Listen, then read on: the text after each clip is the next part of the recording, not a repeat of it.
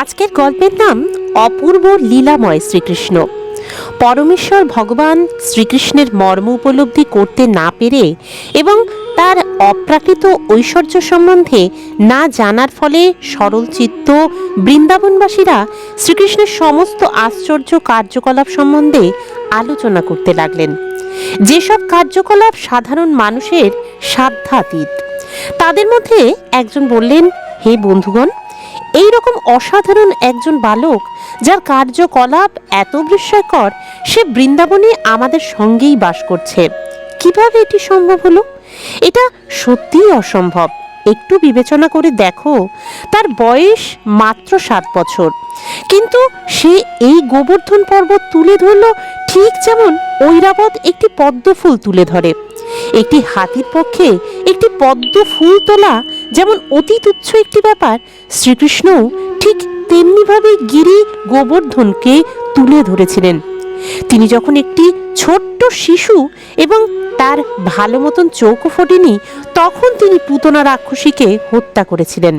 তার স্তন্য পান করে তিনি তার প্রাণবায়ু শুষে নিয়েছিলেন। মহাভাগ যেমন জীবের শরীর থেকে জীবন আকর্ষণ করে, ঠিক সেইভাবেই শ্রীকৃষ্ণ মহাবল পুতনা রাক্ষসীর স্তন্য পান করে তার প্রাণ সংহার করেছিলেন। তার বয়স যখন মাত্র 3 মাস, তখন তাকে একটা শকটের নিচে ঘুম পাড়িয়ে রাখা হয়েছিল। ক্ষুধার্ত হয়ে শ্রীকৃষ্ণ কাঁদতে কাঁদতে তার পা ছুটতে লাগলেন এবং সেই পায়ের আঘাতে সেই শকটটি তৎক্ষণাৎ ভেঙে গিয়েছিল। যখন তার বয়স মাত্র 1 বছর, তখন ঘূর্ণিঝড়ের রূপে তৃণাবর্ত অসুর তাকে অপহরণ করে নিয়ে যায় এবং যদিও সে তাকে আকাশে অনেক উঁচুতে নিয়ে গিয়েছিল, কিন্তু শ্রীকৃষ্ণ তার গলা টিপে শ্বাসরুদ্ধ করে ফেলে এবং তার ফলে সেই অসুর প্রচণ্ড বেগে ভূপতিত হয় এবং তৎক্ষণাৎ প্রাণ ত্যাগ করে। একবার ননি চুরি করার অপরাধে তার মা তাকে একটা উদুখলের সঙ্গে বেঁধে রাখেন এবং শ্রীকৃষ্ণ তার কোমরের দড়ি দিয়ে বাঁধা সেই উদুখলটিকে টানতে টানতে দুটি অর্জুন বৃক্ষের মাঝখানে সেটি আটকে একটু টান দিয়েছিলেন এবং তার ফলেই সেই বৃক্ষ দুটি ভূপাতিত হয়। একবার কৃষ্ণ তার জ্যেষ্ঠ ভ্রাতা বলরামের সঙ্গে বনে গোবৎসদের নিয়ে বিচরণ করছিলেন।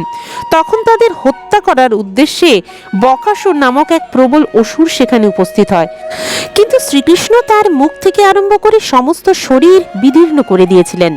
বৎসাসুর নামক একটি অসুর যখন গোবৎসদের সঙ্গে মিশে শ্রীকৃষ্ণকে বধ করার চেষ্টা করেছিল, তখন শ্রীকৃষ্ণ সেই অসুরটিকে চিনতে পেরে তাকে একটা গাছের ওপর ছুঁড়ে দিয়ে মেরে ফেলে।